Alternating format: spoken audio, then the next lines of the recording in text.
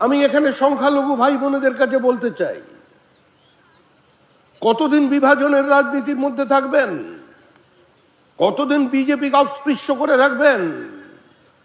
কতদিন মনে করবেন তৃণমূলের কথাই যে বিজেপি ক্ষমতায় এলে আপনাদের সবাইকে বাংলাদেশে পাঠিয়ে দেবে?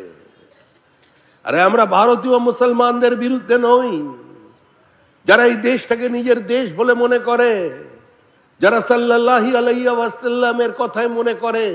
তার বাণী মক্কা থেকে মদিনায় চলে যাবার সময় তিনি বলেছিলেন, আমি আবার আমার পিতৃভূমিতে ফিরে আসব।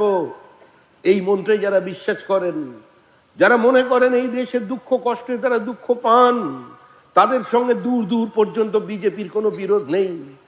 কিন্তু যারা একদিন এই দেশের মাটিতে দাঁড়িয়ে কান মে বিড়ি মুহ মে পান লড়কে লেঙ্গে পাকিস্তানের স্লোগান দিয়েছিলেন, যারা এই দেশের মাটিতে বলেছিল পাকিস্তানের দাবি মানতে হবে তবেই ভারত স্বাধীন হবে, দূর দূর পর্যন্ত তাদের সঙ্গে আমাদের কোনো সম্পর্ক নেই।